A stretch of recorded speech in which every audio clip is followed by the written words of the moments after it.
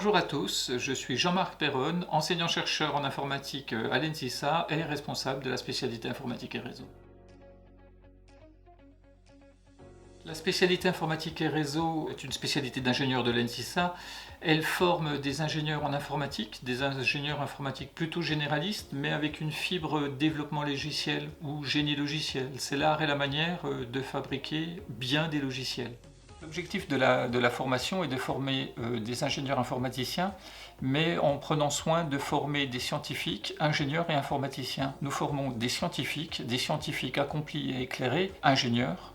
Ingénieurs parce que les ingénieurs partagent tous, et à l'ENSISA comme dans les autres écoles d'ingénieurs, un ensemble de valeurs reconnues par la commission du titre et faisant foi comme étant des compétences transverses que doivent avoir tout ingénieur. Et bien évidemment, nous rajoutons par-dessus toutes les connaissances nécessaires à tout informaticien généraliste qui se destine plutôt au développement logiciel. Le cœur de métier de la formation est le développement logiciel, et pour faire du développement logiciel, on a besoin d'un certain nombre de connaissances et de compétences. On a besoin de connaissances théoriques, et c'est pour ça que dans la spécialité informatique et réseau, on accentue et on renforce les compétences mathématiques.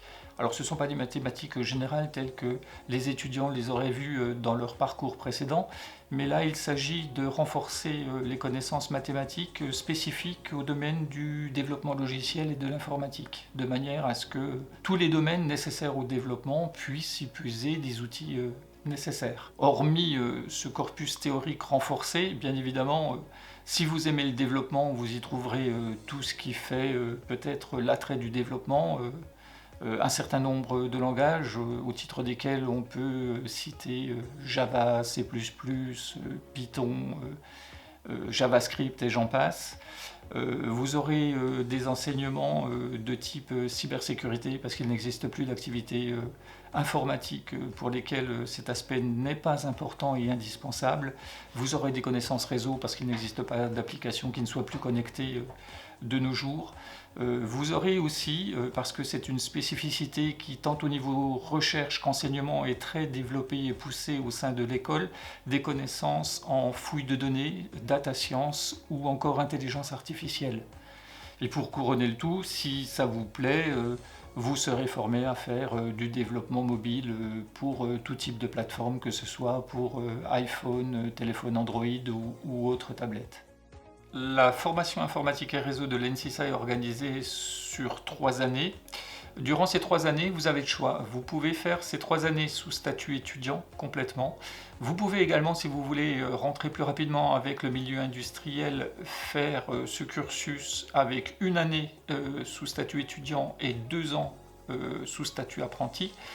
Et si vous le désirez également, vous pouvez faire 2 années sous statut étudiant et la 3e année sous statut apprenti par l'intermédiaire d'un contrat de professionnalisation. La nature des enseignements de la spécialité informatique et réseau sont, comme à peu près partout, organisés sous forme de cours magistraux, de travaux dirigés, de travaux pratiques, mais aussi beaucoup sous forme de projets, de petits projets, parce que même si on renforce le côté théorique, les activités de développement logiciel et informatique ont besoin souvent de se confronter à la réalité et d'expérimenter ses connaissances et compétences face à des problèmes réels. Nous accueillons les étudiants en première année par une période qu'on appelle une période d'immersion dans un développement logiciel intensif.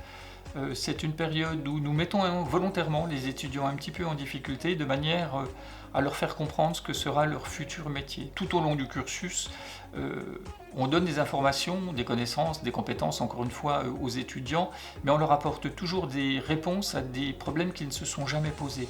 Donc le but de cette immersion, c'est de les confronter à la réalité de manière à ce que plus tard, ils se rendent compte de ce à quoi servent les enseignements qu'ils auront. Il y a d'autres buts aussi, ça leur permet de travailler pour la première fois, tous ensemble, de se connaître pendant cette première quinzaine. Ça leur permet également de connaître toute l'équipe pédagogique qui les soutient, qui les aide durant cette période. Et puis, ils auront le plaisir, après moultes efforts, de voir la réalisation qu'ils auront entrepris au bout des 15 jours. Ça se termine de façon assez sympathique parce qu'on met en concurrence les étudiants et on développe un petit tournoi qui leur permet justement d'évaluer tous ensemble ce qu'ils ont fait. Si vous désirez plus d'informations, vous pouvez vous rendre sur les réseaux sociaux et le site web de l'ENSISA.